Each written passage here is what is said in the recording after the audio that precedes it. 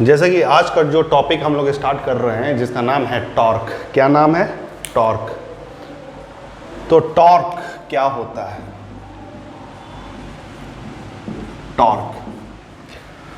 Torque का मतलब turning effect. आप जो टर्निंग इफेक्ट प्रोड्यूस करते हैं, रोटेशनल मोशन को प्रोड्यूस करते हैं, उसके लिए आपको सिर्फ फोर्स लगाना इम्पॉर्टेंट नहीं है। जस्ट लाइक ये मार्कर पर हमको टर्निंग इफेक्ट प्रोड्यूस करना है, तो क्या फोर्स लगाने से ये टर्निंग इफेक्ट आएगा? नहीं आएगा। फोर्स लगाना काफ़ी नहीं है। फोर्स लगाने से आपका लीनियर मोशन, ट्रांसलेशनल मोशन आ सकता है, लेकिन अगर इसको आपको टर्निंग इफेक्ट देना है, रोटेशनल मोशन प्रोवाइड करना है, तो आपको टॉर्क लगाना होगा। एक सिंपल वर्ड में बोल रहे हैं, जैसे कोई भी बॉडी को अगर मोशन फेंकते हैं, फोर्स लगाते हैं, तो इस बॉडी में लीनियर मोशन आपका आ जाता है। जैसे इस पर अगर हम फोर्स लगाएंगे, अगर इस मार्कर को फेंकेंगे, तो यहाँ फोर्स लगाने की वजह से यहाँ पर मोशन प्रोड्यूस होगा, वो लीनियर मोशन है। ठीक इसी तरह से अगर हमको रोटेशनल मोशन प्रोड्यूस करना है, जस्ट लाइक ए फैन में अगर रोटेशनल मोशन प्रोड्यूस करना है, इसको रोटेशन देना है, रोटेशनल मोशन प्रोड्यूस करना है, तो सिर्फ फोर्स नहीं, फोर्स का डायरेक्शन, किस डायरेक्शन पर आप लगा रहे हैं, वो भी इम्पॉर्टेंट करता है। और उस समय जो फोर्स, जो टर्निंग इफेक्ट रोटेशनल मोशन आपको प्रोवाइड करवाता है, उसे हम लोग टॉर्क बोलते हैं। तो टॉर्क एक जस्ट लाइक के फोर्स की तरह ही है। ठीक है, टॉर्क क्या है? फोर्स है। रोटेशनल मोशन अगर आपको चाहिए तो आपको टॉर्क लगाना होगा, ना कि फोर्स। फोर्स नहीं, आप क्या बोलिएगा? अगर आपको रोटेशनल मोशन चाहिए तो आपको टॉर्क लगाना होगा। रोटेशनल मोशन अगर इस बॉडी में प्रोड्यूस करना है तो आपको क्या चाहिए? टॉर्क लगाना होगा। ठीक है, ठीक है। तो जैसे इस चीज़ को समझाने के लिए हम ये कर रहे हैं कि एक सपोज कर लो, एक नट बोल्ट है, ठीक है, एक नट बोल्ट है, इस तरह से नट बोल्ट है, ठीक है, ये इस तरह से नट बोल्ट है। अगर इसे टाइट करना है, इसमें रोटेशनल मोशन देना है, तो एक रेंच आप लेते हैं,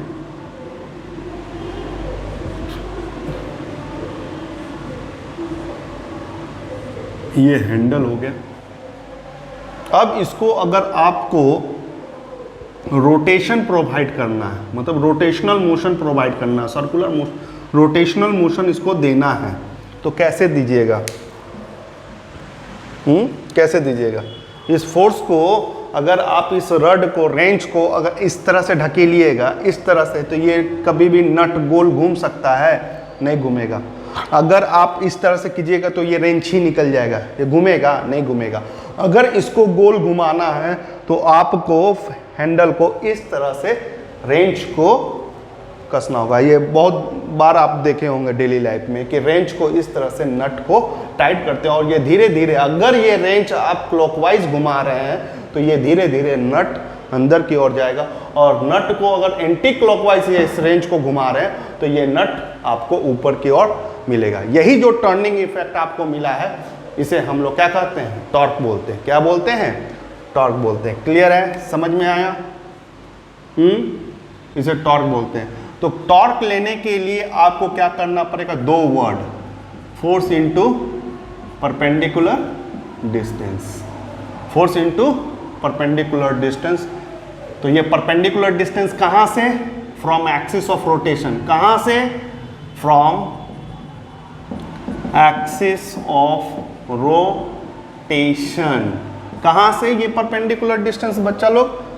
axis of rotation, that is your axis of rotation. यही ना नट घूमेगा, तो ये तुम्हारा y हो गया, ये y डैश हो गया, ये o हो गया। अब इसमें आपको एक्सिस ऑफ रोटेशन क्या है? यहाँ से ये वाला, इस पोर्शन से लेकर के ये जो डिस्टेंस आपका है, ये है परपेंडिकुलर डिस्टेंस, ये है परपेंडिकुलर। इसमें फोर्स कैसे लगाइएगा? इस तरह से लगाइएगा। फोर्स कैसे लगाइएगा? परपेंडिकुलरली लगाइएगा। ठीक है, 3D फिगर है, इस तरह से। फोर्स कैसे लगाइएगा? 90 डिग्री दिखना चाहिए, ये 90 डिग्री की तरह। तो इस तरह से आप फोर्स लगा रहे हैं ऐसे। इसके बीच में एंगल क्या है? 90 डिग्री। ये प्लेन पर होना चाहिए। ये जो सेटअप है एक प्लेन पर होना चाहिए। क्या बोल रहे हैं? एक प्लेन पर होना चाहिए, प्लेन पर। हम फिगर एक्यूरेट बना करके दिखाएंगे। ये एक्चुअल में फोर्स और ये आर और एफ जो आ रहा है, आर एंड एफ जो बात कर रहे हैं, वो प्लेन पर सेटअप होना चाहिए। क्या? प्लेन पर। ठीक है, इसी फिगर को हम एक्यूरेट बनाने का कोशिश करते हैं। जैसे सपोज कर लो ये हो गया, ये हो गया, ये तेरा एक्स एक्सिस है, ये तेरा वाई एक्सिस है, ये तेरा जेड एक्सिस है। यहाँ पर वो नट है, ठीक है, यहाँ पर वो नट है इस तरह से, जिसे आप रोटेट करना चाह रहे हैं। तो आपका ये प्लेन, जैसे ये प्लेन बना रहे हैं, ये प्लेन हो गया, ठीक है। इस प्लेन में मतलब फोर्स का डायरेक्शन अगर मान लो इस तरह से ये रड ले रहे हैं इसमें, ठीक है, ये रड का हैंडल है, यहाँ से एक्सिस ऑफ रोटेशन से लेकर के, और इसी प्लेन में आपका फोर्स लग रहा है। क्या लग रहा है? फोर्स लग रहा है। जरूरी नहीं है कि ये 90 डिग्री हो, लेकिन ये जरूरी है कि ये 0 डिग्री ना हो। हम ये बोल रहे हैं कि ये जरूरी नहीं है कि आपको 90 डिग्री में ही फोर्स रखना है। अगर 90 डिग्री में अगर इन दोनों के बीच का एंगल रखिएगा, परपेंडिकुलर डिस्टेंस और फोर्स का, तो आपको मैक्सिमम टॉर्क मिल जाएगा। लेकिन अगर 0 डिग्री रखें और या 180 डिग्री रखें तो टॉर्क तो मिलेगा ही नहीं, टॉर्क आपको नहीं मिलेगा। तो हम अभी जिस तरह का है कि हम कंडीशन है, तो अभी हम फोर्स को सपोज कर लो इस एंगल में लगा रहे हैं। ये 90 डिग्री तो किसी एंगल से नहीं लग रहा है, और ये वाला एक्सिस ऑफ रोटेशन से ये डिस्टेंस क्या है? आर है। क्लियर है? ये आपका क्या है? फोर्स है। समझ रहे हो?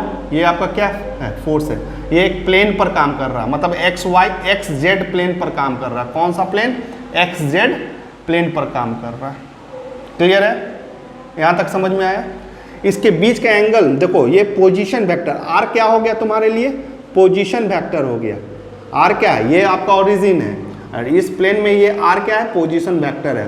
क्या ये एंगल लेना सही होगा? एकदम गलत, क्योंकि एंगल में वेक्टर सिखाया गया है कि एंगल हमेशा टेल टू टेल लिया कीजिए, टेल टू टेल।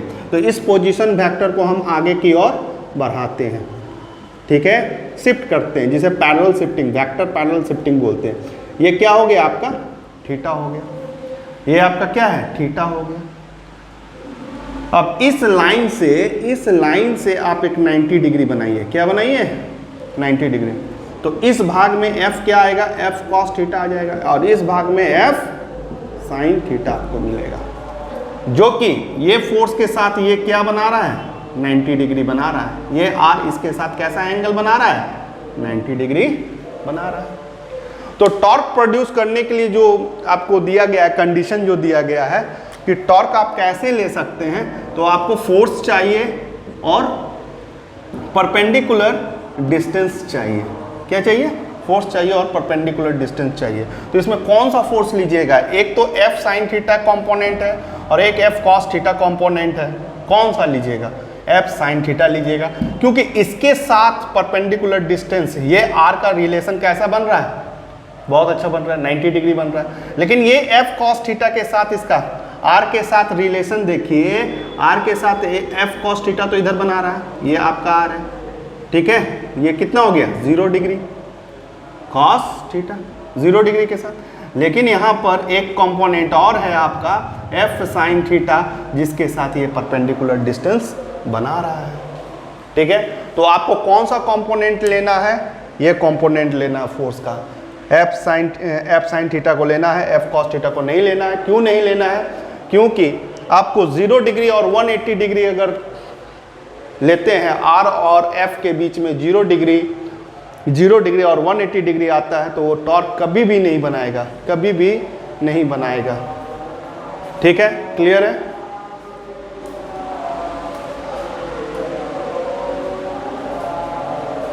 चलिए, अभी जगह है, इसको लिख सकते हैं। तो टॉर्क इक्वल टू फोर्स आप क्या ले लिए हैं? एफ साइन थीटा ले चुके हैं, परपेंडिकुलर डिस्टेंस आर हो गया, तो यहाँ पर हम क्या लिख सकते हैं, टॉर्क इक्वल टू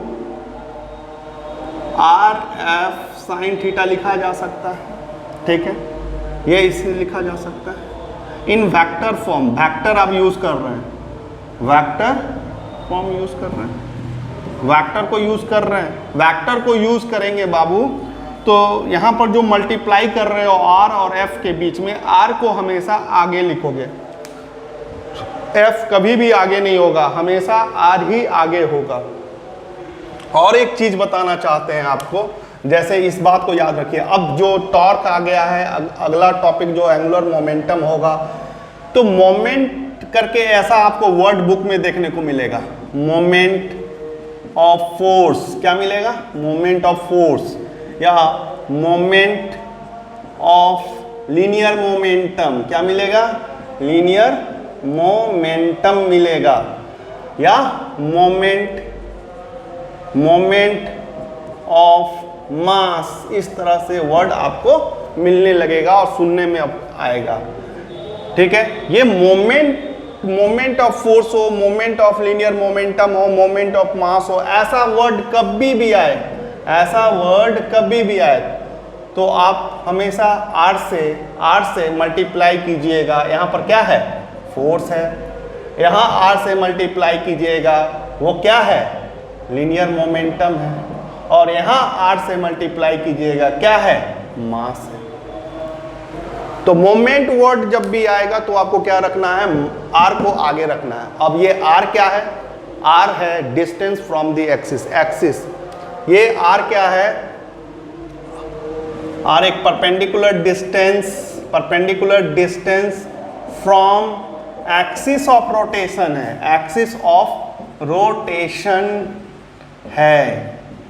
आर जैसा तैसा डिस्टेंस नहीं है, आपको एक्सिस ऑफ रोटेशन से वो डिस्टेंस, मतलब just like a position vector है ये, लेकिन पोजीशन वेक्टर कहाँ से लोगे? ओरिजिन से लोगे। जैसे इस नट को यहाँ से टाइट कर रहे हो तो आर कहाँ से लें? आर यहाँ से लेकर के ये डिस्टेंस को कहते हैं आर। यहाँ पर एक्सिस ऑफ रोटेशन, यहाँ मतलब just like a position vector. Position vector क्या होता है? डायरेक्ट फ्रॉम ओरिजिन से स्टार्ट करते हैं और डायरेक्ट जिस लोकेशन पर डिनोट करना पड़ता है। तो आर क्या है? परपेंडिकुलर डिस्टेंस है, लेकिन कहाँ से? फ्रॉम एक्सिस ऑफ रोटेशन से, एक्सिस ऑफ रोटेशन से, एक्सिस ऑफ रोटेशन। यहाँ एक्सिस ऑफ रोटेशन क्या है? ये है, ये हुआ तुम्हारा एक्सिस ऑफ रोटेशन, ये आपका एक्सिस ऑफ रोटेशन। तो एक्सिस ऑफ रोटेशन बहुत इंपॉर्टेंट टर्म है, इसको दिमाग में रखिएगा, तभी आप आर का डिस्टेंस फाइंड कर सकते हैं। जिधर तिधर से आप आर का डिस्टेंस को फाइंड करना मुश्किल है। तो कभी भी अभी जो टॉपिक को बता रहे, कभी भी आपको moment of force, moment of linear momentum, moment of mass अगर ऐसा आ जाता है तो इसको हमेशा R into F, R into P ऐसे करके लिखिएगा। ठीक है, क्लियर है? इसी को हम लोग मोमेंट ऑफ फोर्स को हम लोग क्या कहते हैं? टॉर्क कहते हैं। क्या कहते हैं? टॉर्क कहते हैं। और इसे क्या कहते हैं? मोमेंट ऑफ लीनियर मोमेंटम को एंगुलर मोमेंटम कहते हैं। क्या कहते हैं? एंगुलर मोमेंटम कहते हैं, जिसको एल से डिनोट करते हैं। ये टॉपिक बाद में होगा, अभी फिलहाल इतना ही। तो कभी भी आपको किसी भी जगह 11th 12th या कहीं पर भी मोमेंट वर्ड आता है तो याद रखिएगा कि परपेंडिकुलर डिस्टेंस से मल्टीप्लाई होने वाला है। अब वो किसके साथ मल्टीप्लाई होगा? वो उसी वर्ड में लिखा होगा। जैसे मोमेंट ऑफ फोर्स, तो परपेंडिकुलर डिस्टेंस का मल्टीप्लाई फोर्स के साथ होगा। मोमेंट ऑफ लीनियर मोमेंटम, तो उसका परपेंडिकुलर डिस्टेंस के साथ किसके साथ मल्टीप्लाई होने वाला है? पी के साथ, मोमेंटम के साथ। ओके, यहां तक क्लियर है? ठीक है। तो वेक्टर फॉर्म में अब हम अगर इसको लिखना चाहते हैं तो तुमको A क्रॉस B का फॉर्मूला याद होगा, जिसका है A B sine theta n unit vector. ठीक है, ये फॉर्मूला होता था वेक्टर प्रोडक्ट का, याद होगा। ठीक है, ये वेक्टर प्रोडक्ट है। तो बाबू यहाँ ए बी साइन थीटा तो लिखा हुआ है, इसको वेक्टर प्रोडक्ट में कैसे लिखेंगे? वेक्टर प्रोडक्ट में आर क्रॉस एफ लिखेंगे, आर क्रॉस एफ लिखेंगे। कभी भी आपको एफ क्रॉस आर नहीं लिखना है, गलत हो जाएगा। एफ क्रॉस आर नहीं लिखिएगा कभी भी, ये वाला पोर्शन नहीं लिखिएगा, आर को हमेशा आगे रखिएगा, क्योंकि ये मल्टीप्लाई है वेक्टर प्रोडक्ट का। आप यह गलत धारणा नहीं डालिएगा कि 2 गुना 3 क्या होगा, 6 होगा, तो 3 गुना 2 भी तो 6 ही होगा, ऐसा वर्ड नहीं, ये मल्टीप्लाई वेक्टर प्रोडक्ट का है, इसके साथ डायरेक्शन भी चिपका हुआ है। मैग्नीट्यूड में कोई असर नहीं होगा, लेकिन डायरेक्शन आपका टोटली गलत हो जाएगा। ठीक है, ये प्रोडक्ट वेक्टर में हम लोग किए थे, अगर उसमें याद होगा तो आपको समझ में आएगा। जैसे हम थोड़ा बहुत बताना चाहते हैं, ज़्यादा इसमें जाना नहीं चाहते हैं। आई क्रॉस जे, अगर मान लो ये कॉम्बिनेशन है, इसको मिटाने दीजिए अब।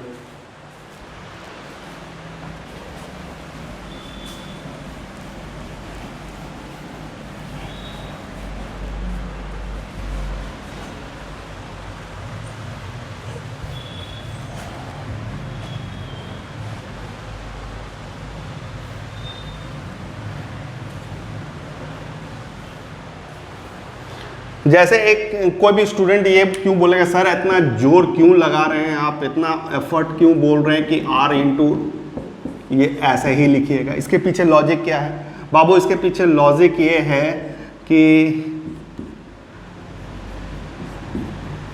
मान लो ये एक्स एक्सिस है, वाई एक्सिस है, ये जेड एक्सिस है, ये तुम्हारा आई है, ये तुम्हारा जे है, ये तुम्हारा के है। अगर आई क्रॉस जे करते हो, गुना आई क्रॉस जे करते हो, आई क्रॉस जे करते हो, तो आपको क्या मिलेगा? के मिलेगा, एन प्लस मिलेगा। एंटी क्लॉकवाइज गए, क्या गए? Anti clockwise. लेकिन अगर आप गुना करते हैं जे क्रॉस आई, क्या करते हैं? जे क्रॉस आई, ठीक है, के ही मिलेगा, लेकिन माइनस मिलेगा। क्या मिलेगा? माइनस में मिलेगा। ये क्यों? क्लॉकवाइज। कैसे मूव किए? क्लॉकवाइज। कैसे मूव किए? क्लॉकवाइज। इस कारण से आपको इसका डायरेक्शन पर ध्यान रखना होगा। ठीक, क्लियर है? ठीक है, अभी तक हम लोग क्या जाने हैं? अभी तक हम लोग जाने हैं टॉर्क क्या होता है। टॉर्क एक टर्निंग इफेक्ट होता है। टॉर्क क्या होता है? एक टर्निंग इफेक्ट है। ये टर्निंग इफेक्ट आपको ऐसे नहीं मिलेगा। टर्निंग इफेक्ट अगर आपको चाहिए तो आपको फोर्स इनटू परपेंडिकुलर डिस्टेंस करना होगा, तब जाकर के आपको टर्निंग इफेक्ट मिलेगा। ठीक है, क्लियर है? इसका हम लोग और एक बार, अच्छा सपोज कर लो यहाँ आपने एक रेंच को यूज़ किया है, ये रेंच का हैंडल है, इसको रोटेट करवा रहे हैं एफ। ठीक है, फिगर उतना अच्छा नहीं है, क्या करिएगा? ठीक, ये एफ से ये आपका क्या हो गया? वेक्टर आर हो गया, पोजीशन वेक्टर ओरिजिन से। इसका डायरेक्शन एंगल देखने के लिए इसको आपको बढ़ाना होगा, वेक्टर आर। यहाँ से मत देखिएगा, आगे टेल टू टेल, क्या बोल रहे हैं? Tail to tail. तो ये आपका थीटा हो गया, ये आपका थीटा हो गया। ये एक प्लेन है, एक्स वाई प्लेन पर काम हो रहा है। किसमें? एक्स वाई प्लेन पर। इफेक्ट कहाँ देखने को मिलेगा?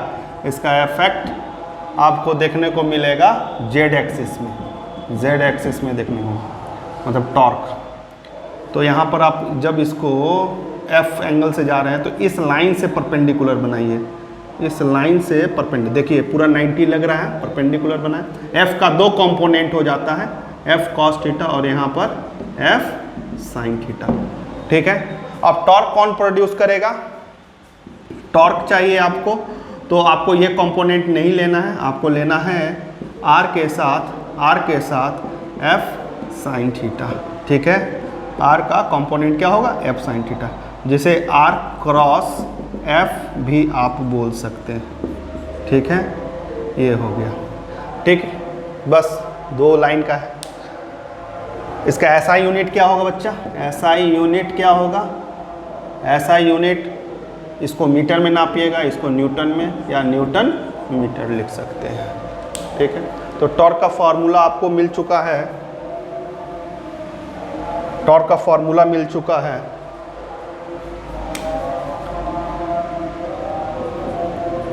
Are cross F. इसका डायरेक्शन, टॉर्क का डायरेक्शन क्या होगा? डायरेक्शन ऑफ टॉर्क, टॉर्क का डायरेक्शन कैसे हैंडल करोगे? जैसे मान लो आप इस एक्सिस में ये आपका आर है और इधर फोर्स आपने लगाया, तो ये किधर घूम रहा है? Anti clockwise. क्या? एंटी क्लॉकवाइज, जो कि पॉजिटिव होगा और जिसका इफेक्ट आपको इधर मिलेगा। टॉर्क किधर मिलेगा? ऊपर। उसका डायरेक्शन किधर मिलेगा? ऊपर, एंटी। तो डायरेक्शन ऑफ टॉर्क कैसे घूम रहे हो? Anti clockwise. अगर आप इसी में, यही रड में फोर्स इधर लगा रहे होते, ये फोर्स है, तो आप कैसे घूम रहे हैं? क्लॉकवाइज। क्लॉकवाइज तो आपका निगेटिव टॉर्क होगा। टॉर्क क्या होगा? निगेटिव होगा। यहाँ टॉर्क पॉजिटिव हुआ है। डायरेक्शन किधर होगा? इस तरफ मिलेगा, नीचे की ओर, नीचे की ओर मिलेगा। टर्निंग इफेक्ट का डायरेक्शन क्या होगा? नीचे की ओर मिलेगा। ठीक है, इस चीज़ को आप ऐसे भी निकाल सकते हैं। ये दोनों चीज़ को आप यूज़ कर सकते हैं, राइट हैंड थंब रूल।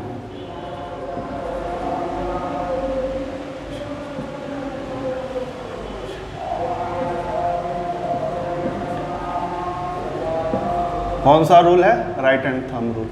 हाथ को इस तरह से दाहिने हाथ को घुमा लीजिएगा। ये डायरेक्शन, ये जो अंगूठा है, थंब है, ये टॉर्क का डायरेक्शन बताएगा। और ये जो कर्ली फिंगर है, ये जो कर्ली फिंगर है, ये आपका रोटेशन बताएगा। रोटेशन। लेकिन रोटेशन याद रखिएगा, आर को पहले आर से एफ के तरफ घूमना है। कैसे घूमना है? आर से एफ के तरफ घूमना है। फिर से बता रहे हैं, आर से एफ के तरफ, एफ से आर नहीं जाइएगा।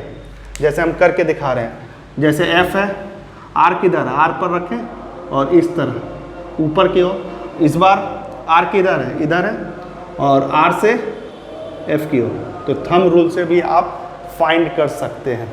ठीक है, जैसे इस तरह कोई नट है, यहाँ पर आपने यहाँ रेंच लगाया, ठीक है, और यहाँ से इसको अगर इस तरह से घुमा रहे हैं, तो कैसे इसका डायरेक्शन पता करेंगे? आप कैसे घुमा रहे हैं? इधर घुमा रहे हैं। कैसे घुमा रहे हैं आप? इस तरह से रखे हुए, इस तरह से रेंच घुमा रहे हैं।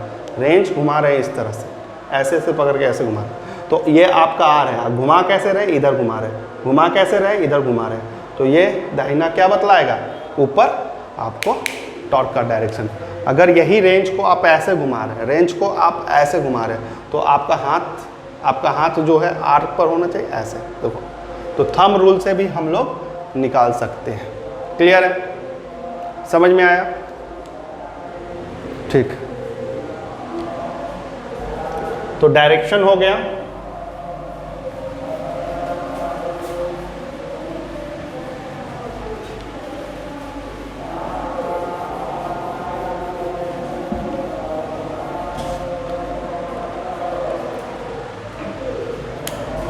ये टॉर्क आपका कब मैक्सिमम होगा और कब मिनिमम होगा? आपको मैक्सिमम टॉर्क चाहिए या टॉर्क आपको मिनिमम कब मिलेगा? तो जब आप थीटा का यूज़, इन दोनों के बीच का एंगल, जैसे इसको तोड़िएगा तो आर एफ साइन थीटा लिख सकते हैं ना। अगर आपका थीटा 90 डिग्री है, अगर आपका थीटा 90 डिग्री है, किसके बीच में? आर एंड एफ के बीच में, तो टॉर्क आपको मैक्सिमम मिलेगा। ऐसा क्या है? क्योंकि आर एफ साइन 90 सबसे बड़ा वैल्यू होता है साइन का, प्लस आर एफ। ठीक है, मैक्सिमम 1 मिलने वाला है। अगर मिनिमम कब मिलेगा? टॉर्क इक्वल टू, अगर 0 डिग्री लेते हैं, 0 डिग्री लेते हैं या 180 डिग्री लेते हैं, तो टॉर्क का formula R F sine 0 degree. Sine 0 degree क्या होता है? 0 होता है। आपको टॉर्क नहीं मिलेगा, मिनिमम मिलेगा। क्लियर है? ठीक है। और टॉर्क, ये केस 1 हुआ। केस 2, टॉर्क और अधिक कैसे मिलेगा? तो आर, इसी फार्मूला को देखिए, आर एफ साइन थीटा। ये तो इम्पैक्ट थीटा का था। थीटा क्या चेंज करता है? थीटा का सबसे बड़ा वैल्यू आपको टॉर्क चाहिए तो 90 पर रखना चाहिए, और मिनिमम 0 पर मिलता है। लेकिन दूसरा आर को भी देखना है, torque is directly proportional to R. अगर एक्सिस ऑफ रोटेशन से, अगर एक्सिस ऑफ रोटेशन से कोई डिस्टेंस इतना है और किसी रोटेशन और यहाँ पर फोर्स लगा रहा, यहाँ पर फोर्स लगा रहा, ठीक इसी तरह से एक प्लेन में यहाँ पर फोर्स लगा रहा है, किसमें टॉर्क ज़्यादा मिलेगा? जिसका आर ज़्यादा है, इसमें टॉर्क आपका मैक्सिमम मिलेगा और इसमें टॉर्क आपको मिनिमम मिलेगा।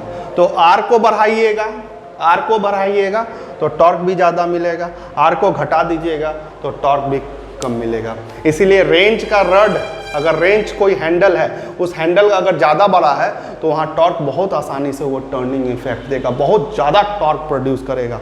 ठीक है, कोई नट बहुत जाम है और उसमें अगर हैंडल एक छोटा सा आप हैंडल से पकड़ के कर रहे हैं, आपको घुमाने में बहुत ज़्यादा एफर्ट, ताकत लगाना होगा। हो सके इसका जो दांत होता है, जो क्लिप होता है जो पकड़ता है, वो भी टूट जाए और खुले भी नहीं। ठीक है, तो रेंज को सही तरीके का पकड़ने का तरीका क्या है? अगर रेंज का हैंडल को लंबा रखिए, ठीक है, और हाथ जो force, line of action of force और ये रड के बीच है वो 90 डिग्री होना चाहिए। तो अगर आप मैकेनिक्स करते हैं और इंजीनियरिंग करते हैं तो आज ये टॉपिक से आपको रेंज को कैसे पकड़ना चाहिए वो सीख रहे हैं। रेंज को कैसे पकड़ना चाहिए, उसके हैंडल पर 90 डिग्री का फोर्स लगे उस तरह। ऐसा नहीं है कि 30 डिग्री पर, 15 डिग्री पर लगाएंगे या 120 डिग्री पर लगाएंगे तो टर्न नहीं होगा, लेकिन वहाँ पर, यहाँ पर जो रेंज का जो दांत होता है उस पर लगेगा और वो टूट जाता है और छिटक के आपको भी लग सकता है। वो सही तरीका नहीं है टर्निंग इफेक्ट। आपको टर्निंग इफेक्ट बर्बाद, उतना मैक्सिमम आपको नहीं मिलने जा रहा है। टर्निंग इफेक्ट अगर आपको मैक्सिमम चाहिए, टॉर्क पढ़ने से यही समझ में आया है कि आपको थीटा 90 डिग्री बना के रखना होगा। लेकिन थीटा किसके बीच में? रड का, वो जो रेंज का हैंडल और आपका फोर्स जो लगा रहे हैं उसके बीच में 90 होना चाहिए। और डिस्टेंस रड जितना लंबा हो उतना अच्छा हो। इसीलिए कभी कभी आप ट्रक में देखते होंगे, कोई ट्रक है उसका जब नट बोल्ट खोल रहा होता है, कोई भी ड्राइवर खोल रहा है तो उसमें एक लंबा सा एक रड लगा रहता है जिसे सावल उबल बोलते हैं हम लोग, और वहाँ पर वो आदमी खड़ा हो जाता है। वो अपना वजन से यहाँ पर देता है और वो एक तरह से टॉर्क प्रोड्यूस। तो यहाँ एंगल क्या बन रहा है? वो अपना वजन से बनाया फोर्स, वहाँ नट लगा हुआ है, that is axis of rotation. Axis of rotation, rotation axis of rotation ये हुआ, एक्सिस ऑफ रोटेशन ये यहाँ से ये परपेंडिकुलर डिस्टेंस हुआ, ये टॉर्क होता है। अब ये रड जितना छोटा करते जाओगे उतना मुश्किल होगा तुमको टर्निंग इफेक्ट में। क्लियर है? इसे हम लोग, इस इफेक्ट को हम लोग टॉर्क कहते हैं। और टॉर्क कहाँ मिलेगा?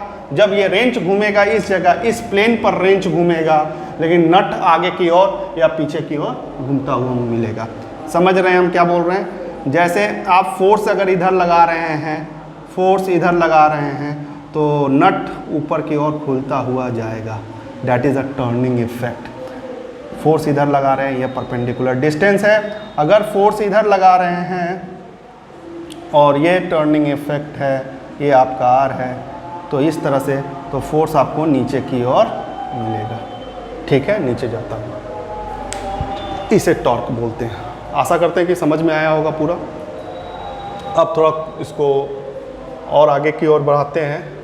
मैक्सिमम मिनिमम आपको समझ में आया कि कैसे आपको मैक्सिमम लेना है, कैसे मिनिमम लेना है, क्या इसका डायरेक्शन होता है, क्या फार्मूला होता है, साइन थीटा का क्या इंपॉर्टेंट है, कॉस थीटा क्यों नहीं लिया जाता है, ये सारा टॉपिक आपको समझ में आया होगा।